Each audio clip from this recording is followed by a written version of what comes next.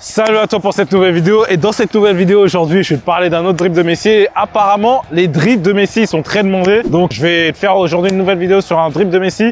Et ce dribble là, c'est une feinte de corps suivie d'un crochet. Maintenant, Messi fait plein de feintes de corps de différentes directions, dans différents sens et tout ça. Celui-là, c'est un enchaînement qui est fait lorsque le défenseur essaie de couper ta course. Donc si ça t'intéresse et que toi aussi tu veux reproduire, je te vois après l'intro.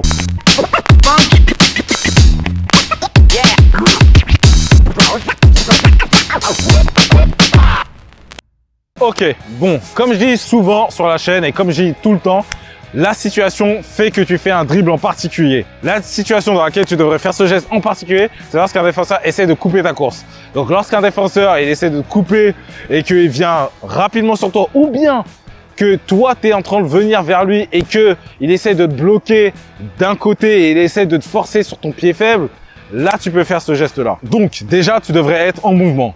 La vitesse à laquelle tu vas, c'est pas très important, mais c'est la direction du ballon qui est importante. Le ballon, il doit vraiment rouler tout droit devant toi comme ça, ok? Le ballon, il devrait pas rouler à droite, à gauche. C'est vraiment, tu es en train de courir avec le ballon, tu as une assez bonne vitesse et le ballon va tout droit devant toi. Maintenant, la deuxième chose à comprendre, c'est la position et le déplacement du défenseur. La position du défenseur, elle devrait être sur ton côté fort.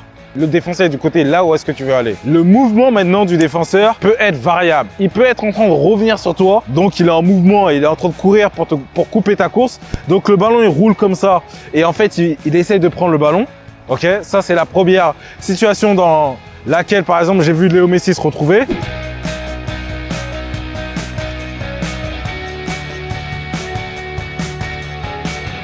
La deuxième situation, le défenseur n'était pas forcément au même niveau, il essayait de couper sa course, mais le défenseur était devant lui et il essayait de le forcer à aller sur son côté faible, ok?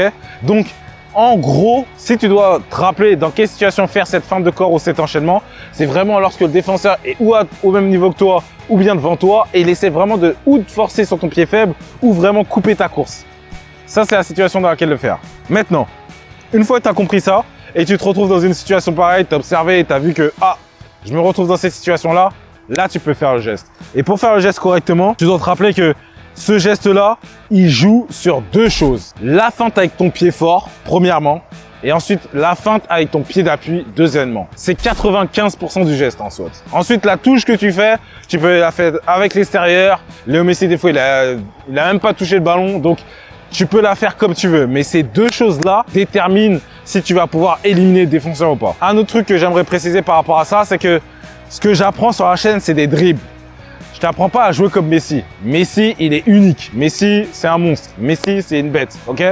Messi, il a des caractéristiques qui font que c'est le meilleur joueur du monde et peut-être le meilleur joueur de tous les temps. Il court vite, il est puissant, il est intelligent.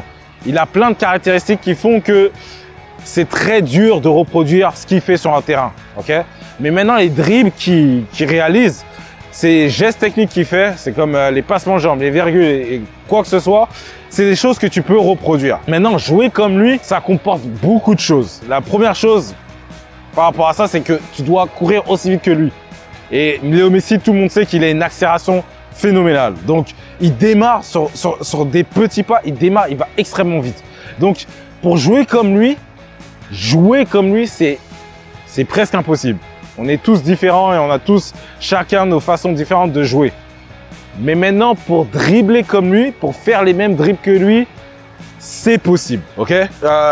Quand je dis les mêmes dribbles, c'est en un contre un. Après, quand on parle de dribbler, prendre le ballon et dribbler tout le monde depuis le milieu de terrain et ensuite mettre en enveloppé, c'est pas aussi facile que ça. Ça, c'est différent. C'est une petite parenthèse que j'aimerais faire dans le sens que les dribbles en soi, c'est des choses que tu peux reproduire. Jouer comme une personne, c'est beaucoup plus dur. Et surtout Messi, dribbler comme lui, 3, 4, 5 joueurs, c'est très très dur à faire. Donc il y a beaucoup de choses qui sont prises en compte. Il y a la conduite de balle, il y a la vitesse, il y a l'intelligence, l'observation, il y a le timing et tout ça.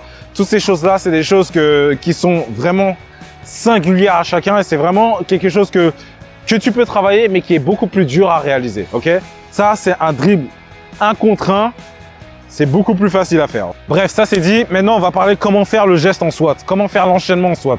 Donc, comme je l'ai dit, le ballon doit être en train de rouler. Quand le ballon est en train de rouler, qu'est-ce que tu fais? Tu viens d'observer que le défenseur est en train de venir sur toi avec ta vision périphérique. Donc la vision périphérique, c'est lorsque par exemple tu regardes droit devant toi, tu arrives à voir sur les côtés sans avoir besoin de tourner ta tête. Tu peux jeter un coup d'œil rapidement pour le voir arriver. C'est pas bien important, mais le plus important, c'est que tu l'aies vu venir, ok? Donc une fois que tu l'as vu venir et qu'il vient et qu'il est en train d'arriver et que le ballon est en train de rouler, ce que tu vas faire, c'est de te tourner en fait. Et c'est pour ça que c'est important que le ballon est en train de rouler. Si le ballon n'est pas en train de rouler tout droit devant toi, ça sera beaucoup plus dur pour toi de te tourner et de faire le geste. Donc c'est important que le ballon roule devant toi. Et lorsque le joueur arrive et qu'il est pas loin de ta distance de sécurité, tu vas te tourner. Donc ça, c'est la première étape, se tourner légèrement, ok? T'es plus en face, t'es plus face à là où est-ce que tu vas. C'est que le ballon est en train de rouler et tu te tournes légèrement. Comme si tu faisais une conduite de balle avec la semelle. Comme si tu faisais ça, comme ça. Mais c'est pas ce que tu es en train de faire. C'est pas vraiment ce que tu es en train de faire. Le ballon est en train de rouler et tu te tournes, ok? Le joueur est en train de venir comme ça. Tu te tournes. Maintenant, ce que tu vas faire, en fait, c'est vraiment les principes des feintes de Léo Messi qui sont toujours, pas toujours, mais la plupart du temps, des doubles feintes qui sont en fait avec son pied fort et avec son pied d'appui en même temps. Donc, lorsqu'il est en train d'arriver et que le ballon est en train de rouler, tu vas faire une feinte comme si tu veux pousser le ballon avec l'intérieur du pied, de ton pied fort. Donc, tu fais comme si tu pousses le ballon avec l'intérieur du pied. Et dans le pas suivant, tu vas faire une feinte avec ton pied d'appui. Donc, tu vas sauter comme ça, ok?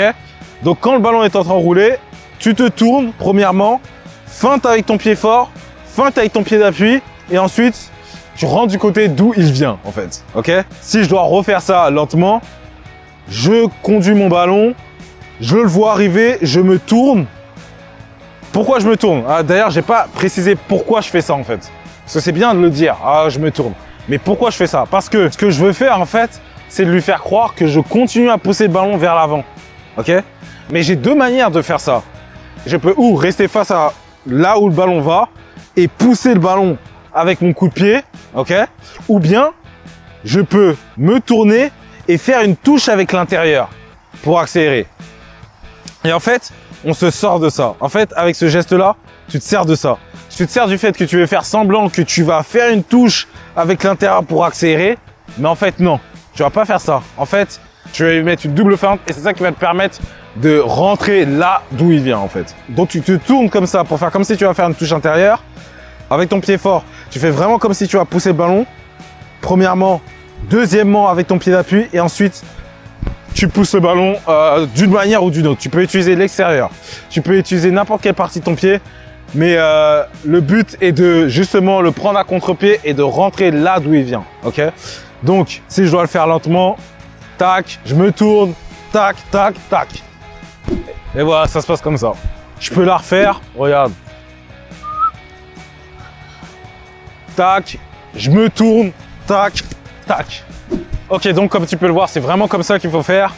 Le ballon roule, tu te tournes, feinte avec ton pied fort, feinte avec ton pied d'appui et tu pousses le ballon de la manière dont tu veux, de la manière dont il est nécessaire de la pousser pour éliminer le joueur, le prendre à contre-pied et accélérer derrière.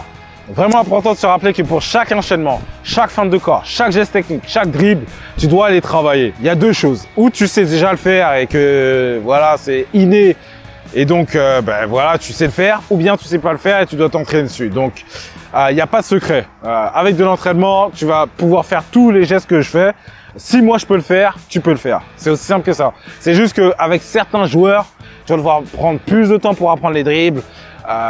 Ça dépend en fait de ta capacité d'apprentissage. C'est vraiment ça.